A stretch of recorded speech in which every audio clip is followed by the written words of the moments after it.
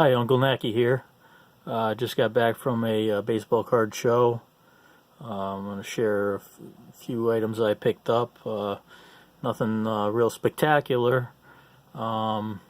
This here is a flyer for their next show going on March 3rd, 2019. Usually they do their shows first Sunday of each month. I know later in the year, this year, they'll be switching to the second Sunday of each month starting in June. So we got March, April, and May, still the first Sunday in the month. This is Fairfield, Connecticut, Scandinavian club. Not too bad of a show. There's a few coin dealers there. The rest are mostly sports cards. There's a lot of the newer stuff. Decent handful of dealers with cards from the 50s, 60s, and 70s. If you're looking for individual cards for a set, it's a pretty decent show. A lot of dealers have their cards in binders in order. A few other dealers have the cards in the top loaders in boxes for you to look through. This is the second time I've gone to this show. I went to the show in first Sunday of January, and like I said, not too bad. Not a ton of vintage. There was one dealer there that had some decent T206s. Didn't have them all on display. He had a lot, behind the table. And then once we got to talking, he brought out some, better than average cards. But unfortunately, nothing I really needed off of my list. But he did have a very nice tie cop red background with a Sovereign 350 back, and a few of the other higher profile Hall of Famers. So definitely worth checking it out. It's a $2 admission, but not too bad. So we'll start with some of the less interesting things. As you walk in the place, there's a person there that sells all different types of supplies, whether it be coin supplies, baseball card supplies, or even like magazine supplies and comic book supplies. These here are the square penny coin tubes, and it's no different than the round ones, except they have the square outside, so they, if you knock them over, they don't roll off the desk or anything like that, which I've been having an issue with. I've got a couple of the round ones that I use for the 1998, 1999, and the 2000 pennies with the wide AM in America on the back side of the coins, which I'll be doing a video about. And this will just make things better. 2 for $1. You can't go wrong with the price. It's a little bit pricier if you're looking to buy 100 of these or so, and you're trying to make a roll for each date and mint mark. Get a little expensive quick, but just for some odds and ends, 50 cents a piece, can't beat it. I picked up a T206 card holder. This one is the screw type. It uses the screw on the top. Unfortunately, they didn't have any of the magnetic ones for the T206 cards. They had the magnetic ones for the regular standard size cards. So I picked this up just so I could put my T206 old mill with the blue ink on it on the back side, just so I could put it in more of a rigid holder like this. So if I go to bring it to shows to show other collectors and dealers, I'm not just handing them something that's like in a top loader that could easily slide out or get bent or anything like that. So I picked one of these up. I believe this was $1.50, so not any big deal, but it'll serve its purpose. And then last thing was I picked up a set of these top loaders here. These are the wider top loaders for like the relic cards that are thicker. And I picked up these thicker ones. These work out well for the cards that came out in 2014 with the metal borders. And these are probably like similar to what you would probably use in maybe the 2019, some of the relic cards like the hat cards, or even the 150 medallion type cards. But I haven't actually seen any of those yet personally, so I wouldn't know how thick those actually are. But I picked up a box of these. It was only $4. I don't mind spending a little more at a show. I'm sure they're cheaper online, but then you got to deal with shipping and everything. So $4, I don't have a problem with. Same person that sells the supplies, they also sell a lot of non-sports cards, and they had some bins there, of unopened packs and and different pricing. And these here, they were in the 50-cent bin, but I think after purchasing the supplies and everything, and I had $1.50 due back to me. She said, if you want $3 worth of more unopened, pick something out. So, I'd say it probably, with everything I got here in the unopened, it probably averaged out to about 30 cents a pack. And, it's not anything that I collect personally, but, these are things that I would put into like fan mail packages, if I know they have kids or something. So it's just something that hopefully get their kids, started in collecting also. Try to pick out, the best I could find out of the bin, collectible wise and also, kid friendly wise. This one here I was surprised to see. It was a Superman 3, original pack. And this one is, copyright 1983. So this is from the the original series, Superman 3, and not too bad for like I think 30 cents that I paid for it. Next thing was a Batman second series. This one here I believe is a little bit newer. Copyright 1989. So yeah, a little newer than the Superman one, but still a decent pack.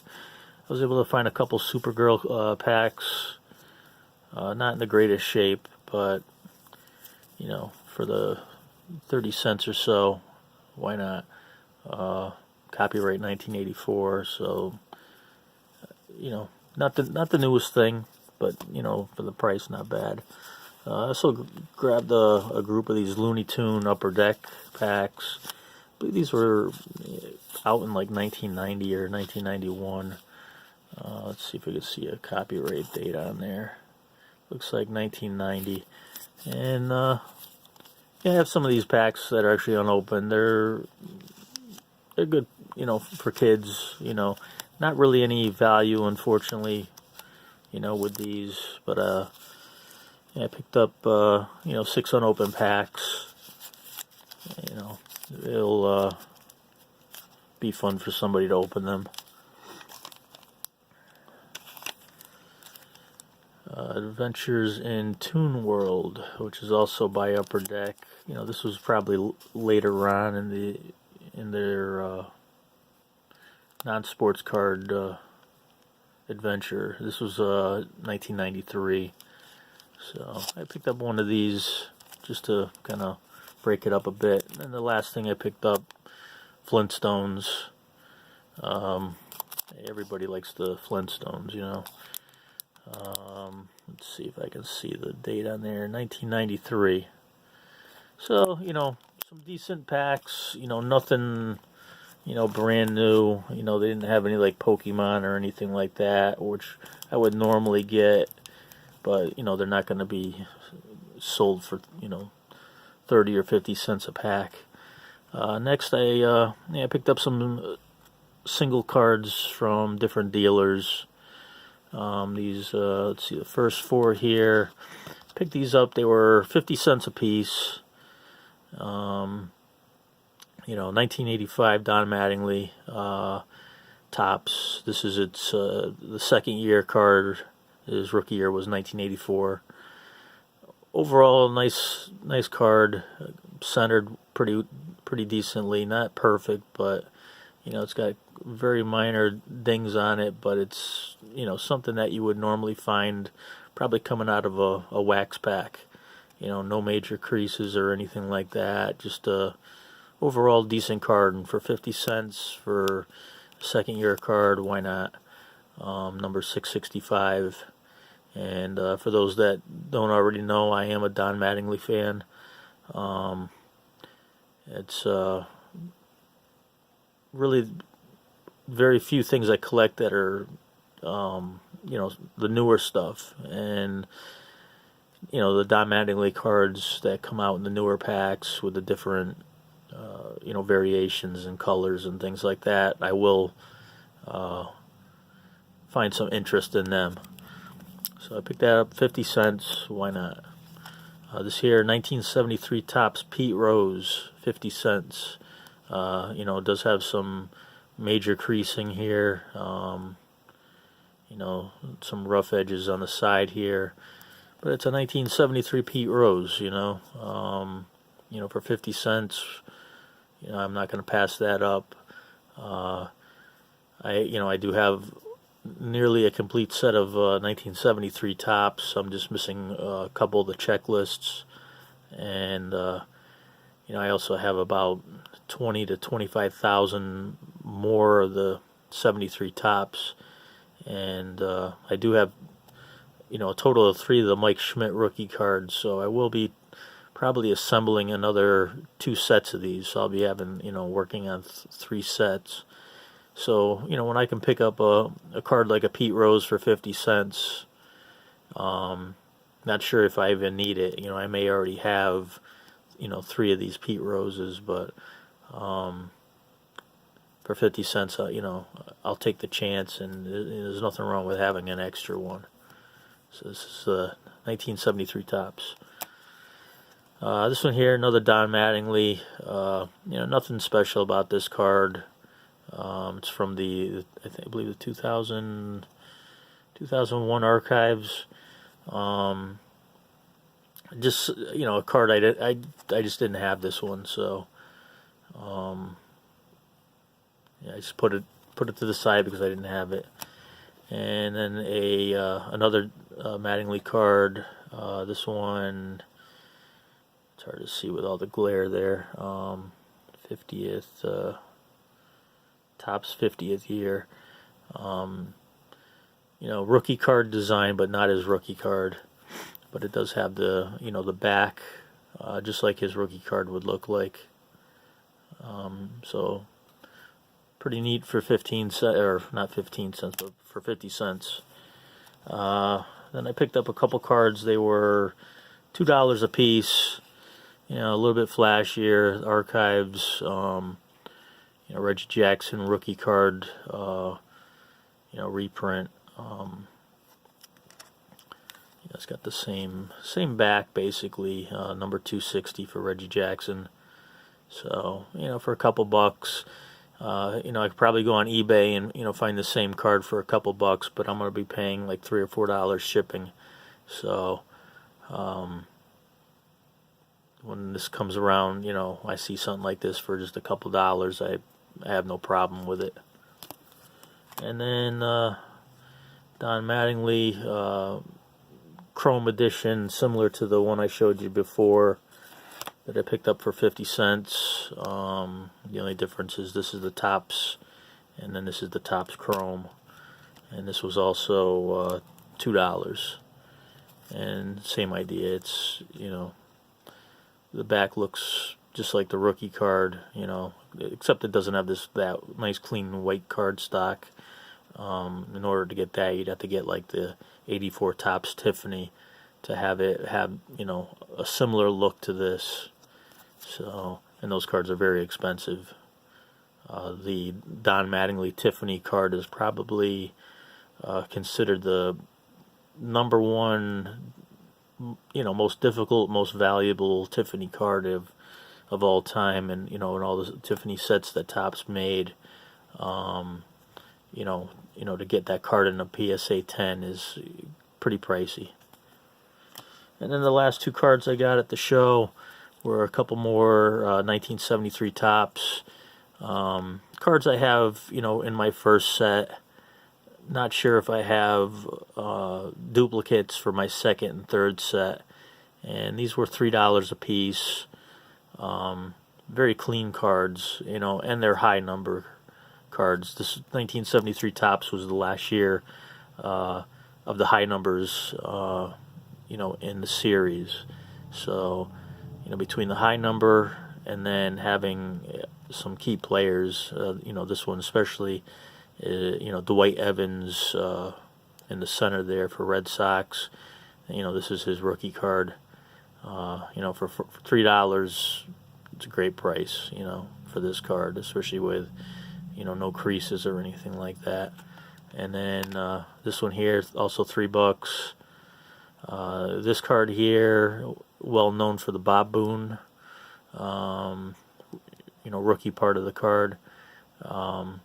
Value-wise is probably, it's probably under the Dwight Evans, and they're both under, obviously, the Mike Schmidt. But still, between the Mike Schmidt and, these two cards here, those are the key cards out of the rookie portion of the high series. So to pick up both of these at $3 a piece, is a great deal. I could probably turn around and sell these on eBay for even more than that. So, and then the backs, number 613 and 614, and then I believe Mike Schmidt is number 615. And so that's all I got for you. The next show I'll probably be going to, let's see, I believe this is the next show here. If you're in the Connecticut area, Trumbull Card Show. This is a Saturday show, February 23rd. It's at a church. I've never been to this show, but I was talking to a couple of the dealers at the show today, and they said, this is a much better show. A lot more dealers willing to, wheel and deal, for pricing and everything. So Saturday, February 23rd, and hopefully I'll have some camera glasses by that time, and I'll be able to take you along with me at the show, and then do some recaps afterwards as to what I picked up. All right, so thanks for watching. If you like this video, definitely like it. If you haven't subscribed to the channel, definitely subscribe to the channel. I don't do a whole lot of the newer stuff, but when I do, I try to make it as interesting as possible, and I try to pick up cards that will at least fit somewhat in my personal collection. Don Mattingly and Reggie Jackson. Those are like the two main guys I tend to collect. And then 1973 Topps. I've got quite a bit of those, so I'll be picking up odds and ends to work on those that second and third set, and then we'll see what I have after that, and who knows, maybe I'll go after a fourth set. So thanks for watching, and I'll see you guys soon.